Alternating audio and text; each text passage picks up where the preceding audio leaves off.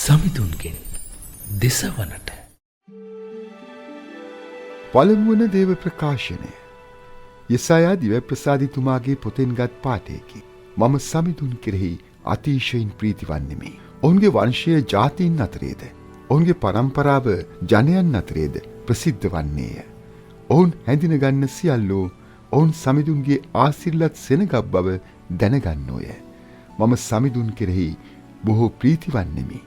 මාගේ දෙවිඳුන් කෙරෙහි මම ප්‍රීතියෙන් පිනා යන්නෙමි. මනාලයෙකු මල් මාලාවක් දමා ගන්නාක් මෙන්ද, මනාලිය ඈගේ ආභරණ පැළඳ ගන්නාක් මෙන්ද, එතුමානෝ ගැලවීම නැමැති වස්ත්‍රය මට පළඳවන සේක.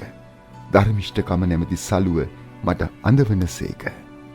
පොළව අලුත් පැල ඇටි උපදවන්නාක් මෙන්ද, උයන එහි වපුලදේ ලියලවන්නාක් මෙන්ද, මහෝත්තම සමිඳුන් වන දෙවිඳානෝ ධර්මිෂ්ඨකම හා ප්‍රශංසාව සියලු ජාතීන් ඉදිරියෙහි හටගන්වන සේක.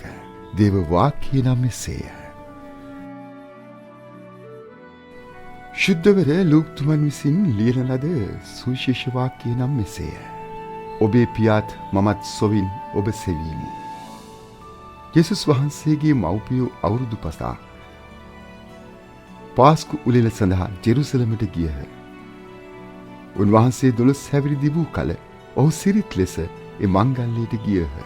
ඔහු නියමිත දවස් ගෙවා පෙරලා එන අතර යේසු කුමරාණෝ ජෙරුසලමේ රැඳුණුසේක.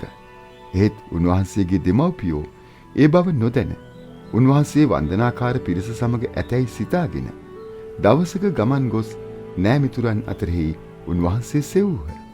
ඒත් සම්බුණුහෙන් ඔහු උන්වහන්සේ සොයමින් ජෙරුසලමට පෙරලා ගියහ.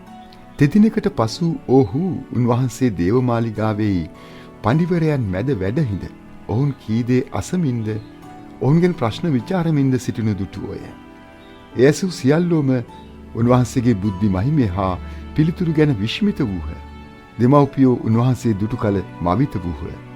උන්වහන්සේගේ මෑණියෝ පුතා කුමක් නිසා අපට මෙසේ කළේද? බලන්න, ඔබේ පියාද මමද දුකින් තැවි තැවි ඔබ සෙව්වමුයි කීහ. එවිට උන්වහන්සේ පිළිතුරු දෙමින්, ඔබ මා සෙව්වේ මන්ද? මා පියාණන්ගේ මැදුරෙහි මා සිටිය යුතු බව ඔබ නොදන්නෙහුදැයි ඔවුන්ට වදාළසේක. එහෙත් උන්වහන්සේගේ කීම ඔවුන්ට අවබෝධ නොවිය. උන්වහන්සේ ඔවුන් කැටුව ගොස් නාසරෙත් නුවරට පැමිණ ඔවුන්ට කීකරු වී විසූසේක. උන්වහන්සේගේ මෑණියෝ මේ සියල්ලක්ම සිද්ධි නිදන් කරගත්ත.